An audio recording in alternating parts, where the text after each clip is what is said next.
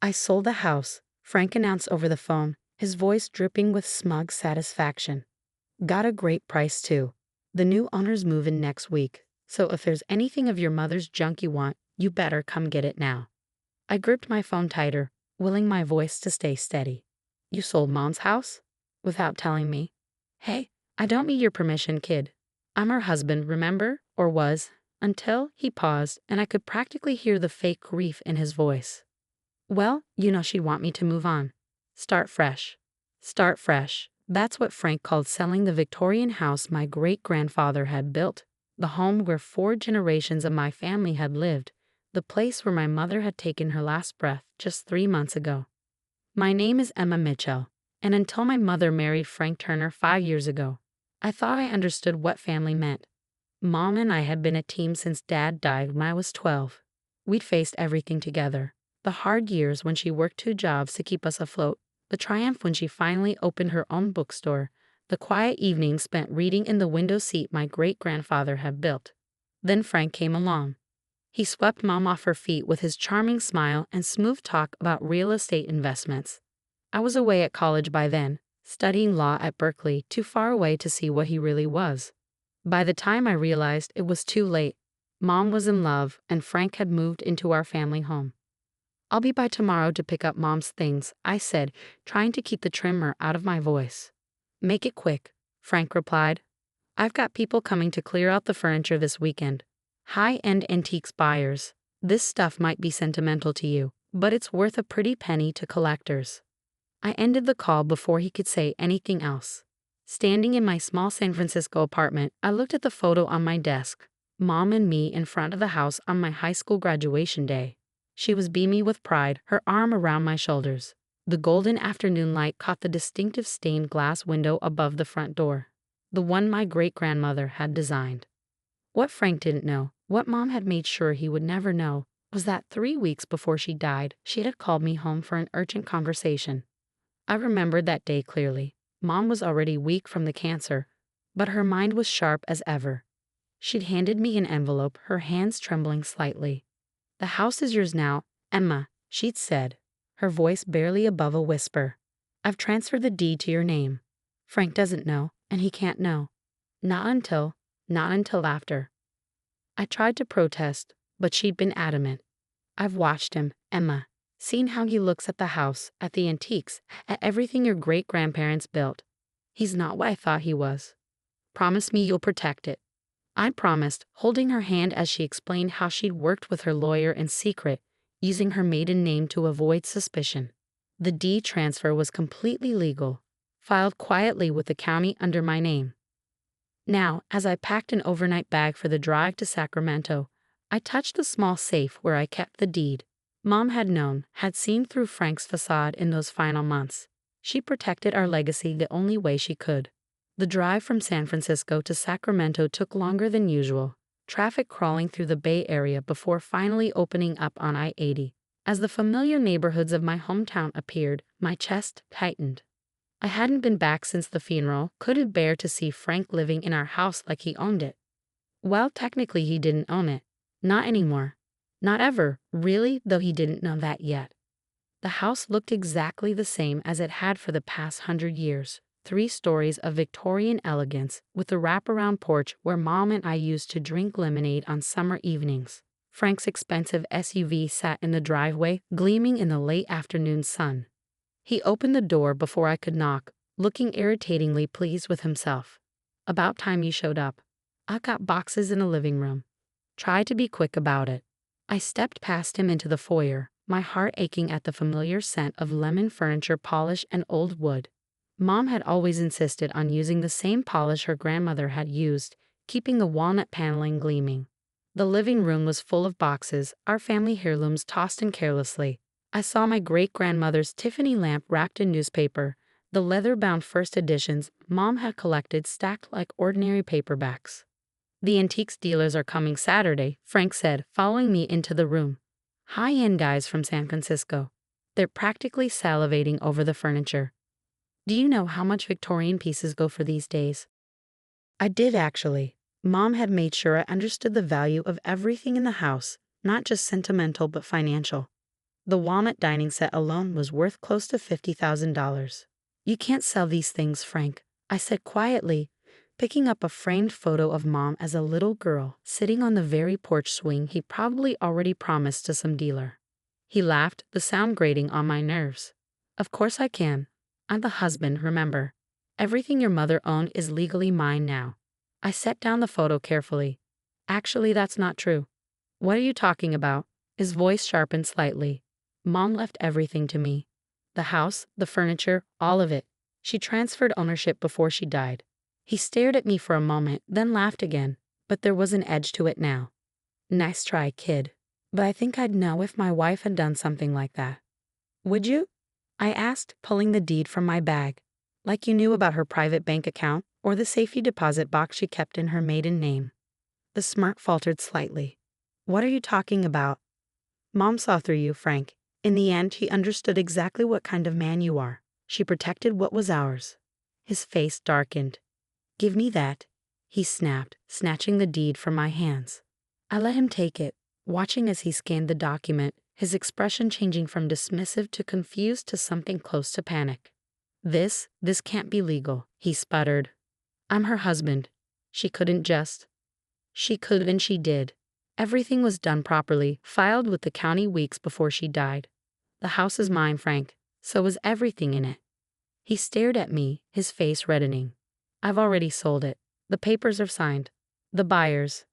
Can't buy what you don't own, I finished for him. Maybe you should call them. And the antiques dealers. And your realtor.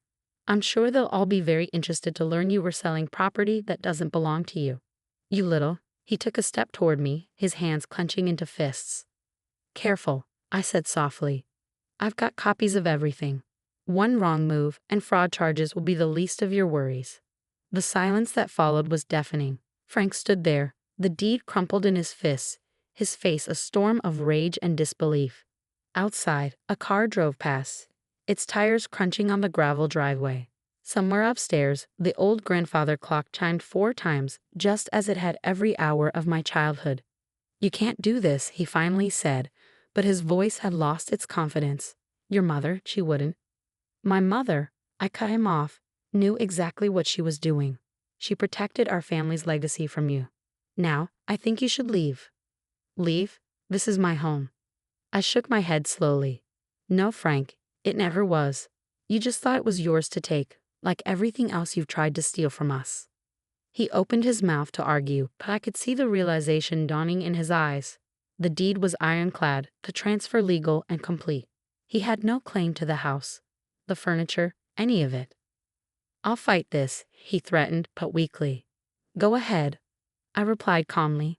I'm sure the court would be very interested in how you tried to sell property you didn't own, not to mention the items you've already sold from the house. Mom kept excellent inventory records, you know. His face went pale at that. We both knew what he'd been doing these past 3 months, selling off smaller pieces, things he thought wouldn't be missed. But Mom had documented everything, and now those sales would come back to haunt him. Frank's unraveling was like watching a building collapse in slow motion. First came the denial. He spent 20 minutes on the phone with his lawyer, his voice rising steadily as he realized just how thoroughly Mom had outmaneuvered him. Then came anger, pacing the living room like a caged animal, alternating between threats and attempts at manipulation. We can work something out, he said, trying to sound reasonable. Split the proceeds from the sale. That's fair, right? Your mother would want us to be fair. I sat in my great-grandmother's wing-back chair, the one he'd probably planned to sell for a small fortune, and watched him unravel. My mother, I said quietly, wanted me to protect our family's home from you. And that's exactly what I'm going to do.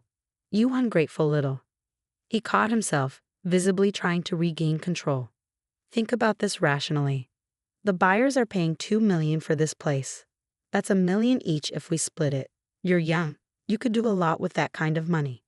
I looked around the room, at the built-in bookshelves my great-grandfather had crafted by hand, at the ceiling medallion Mom had carefully restored one summer when money was tight. This house isn't for sale, Frank. Not now, not ever. His face darkened. You'll regret this. I've got connections in this town. I can make things very difficult for you. Like you made things difficult for Mom. I asked, watching him freeze. Those last few months when she was sick, when you were already selling off her jewelry, did you think she didn't notice? He had the grace to look uncomfortable. I needed the money for her medical bills. No, you didn't. Her insurance covered everything. You needed the money for your gambling debts. That hit home. His face went pale. How did you? Mom knew everything, Frank. She just couldn't face it while she was sick. But she made sure I would know. She kept records. I pulled out my phone and showed him the photos. Screenshots of his online gambling accounts, records of pawn jewelry, bank statements showing suspicious transfers. Mom had documented it all in her final months, working with her lawyer to build a case even as cancer ravaged her body. She didn't want me to use these unless I had to, I said, watching his expression shift from shock to fear. She hoped you'd just walk away when the time came. But we both know you're not going to do that. Are you? He sank onto the sofa, suddenly looking much older. What do you want? I want you out, today, and I want everything you've sold returned. That's impossible. Some of those pieces are already. Then you'll repay their value. Every piece, Frank. Mom's jewelry, the silver, the first editions you snuck out when you thought no one was watching. All of it. He laughed, but it was hollow. With what money? You just said yourself I've got gambling debts. I smiled, and it wasn't a kind expression. Actually, you've got about $800,000 in your offshore account, the one you opened in the Caymans last year. That stopped him cold. How could you possibly know about that? Mom's lawyer was very thorough. Did you really think you could hide money from a woman who ran her own business for 20 years? She tracked every penny you tried to squirrel away. The next few hours were a blur of activity. I called Mom's lawyer, who arrived with the sheriff in tow. Frank's realtor showed up, flustered and apologetic when she learned she'd been trying to sell property her client didn't own. The buyer's agent was less understanding, threatening legal action until she saw the valid deed in my name. Through it all, Frank sat in stunned silence, watching as his carefully constructed plans crumbled around him. By sunset, he was loading his personal belongings into his SUV while the sheriff supervised. You'll never get away with this, he tried one last time as he carried out his last box. People in this town know me. They trust me. They trusted you. I corrected him. Until now. How do you think they'll feel when they learn you tried to sell stolen property? That you were gambling away your dying wife's jewelry? He slammed the SUV's trunk shut with more force than necessary. You think you're so smart, just like your mother, but you're making a mistake. This house, all this old junk, it's a burden. You'll see. I stood on the porch in the same spot where Mom and I had spent countless evenings talking about our dreams. No, Frank, the only mistake was Mom trusting you. But she fixed that in the end, didn't she? As his car disappeared down the street, Mom's lawyer, Patricia, joined me on the porch. You handled that well, she said. Your mother would be proud. She knew what he was, I said softly. In the end, she knew. Patricia nodded. She wanted to confront him, you know. But she was worried he'd do something drastic if he knew she was onto him. This way, she knew you'd be protected. The next few weeks were a whirlwind of activity. I took a leave of absence from my law firm and moved back home temporarily. There was so much to do, documenting everything in the house, tracking down items Frank had sold, reinstating the property insurance in my name. The local newspaper ran a story about Frank's attempted fraud. Other victims came forward. Elderly clients whose antiques he'd undervalued and bought, only to sell at massive profits. The district attorney's office opened an investigation. But the real work was emotional. Every room held memories, every object a story. I found Mom's diary hidden in her dresser, its pages full of her growing suspicions about Frank, her determination to protect our family's legacy. I was a fool, she'd written. But I won't let him take what generations of our family built. Emma will know what to do. The community rallied around me in ways I hadn't expected. Mrs. Rodriguez from next door brought over her famous enchiladas and told me stories about Mom from before I was born. Mr. Chen from the hardware store helped me track down period-appropriate materials to restore the back porch. One morning, as I was sorting through old photographs in the attic, I found a letter from my great-grandmother to my grandmother, written in 1952. This house is more than wood and glass, she'd written. It's the heart of our family. Every nail, every floorboard, every window holds our stories. Guard it well, my darling. Pass it on with love. That letter became my guide as I began the process of not just reclaiming the house, but reviving it. I hired restoration experts to repair what time had worn. The stained glass window above the front door gleamed again, casting rainbow shadows across the foyer floor. Frank's prediction about the house being a burden proved exactly wrong. The very things he saw as dollar signs, the antique furniture, the architectural details, the history, were what made it priceless. 6 months after I confronted Frank, I got the call I'd been waiting for. He'd been indicted on multiple counts of fraud and theft. The DA had found a pattern of deception going back years before he met Mom. He took a plea deal that required him to repay his victims, including the full value of everything he'd sold from our house. That evening, I sat in the window seat Mom had loved so much, looking out at the garden where she taught me the names of flowers. The house felt alive again, filled with the warmth she'd always maintained. My phone buzzed, a text from Patricia. The last of Mom's jewelry had been located at a pawn shop in Reno. Everything would be returned by the end of the week. I smiled, touching the key pendant Mom had given me for my 16th birthday. She'd worn it every day until she got sick, telling me it was more than just jewelry. It was a symbol of our connection to this place, to our history. A year after that confrontation in the living room, I stood in front of the house on a warm spring evening. The roses Mom had planted were blooming, their scent filling the air. The porch swing creaked gently in the breeze, just as it had for 4 generations. I decided to keep my apartment in San Francisco, commuting when necessary for work. But the house would always be home. Not just for me, but for the future generations Mom had fought to protect. Inside on the mantel, I placed 3 photographs. One of my great-grandparents on their wedding day, standing proudly in front of their new home. One of Mom and me on my graduation day, and between them, a new addition. Mom in her garden the summer before she got sick, her face radiant as she tended her beloved roses. Frank had seen the house as a commodity, something to be sold off piece by piece. He never understood that its true value wasn't in its antiques or its architecture, but in the legacy of strong women who had called it home. Mom knew. She made sure that legacy would continue. Sometimes in the quiet evenings, sitting in the same spots where 4 generations of my family had sat before me, I feel Mom's presence. Not in a ghostly way, but in the essence of the place she fought so hard to protect. In the smooth wood of the banister, worn by countless hands. In the garden she tended with such care.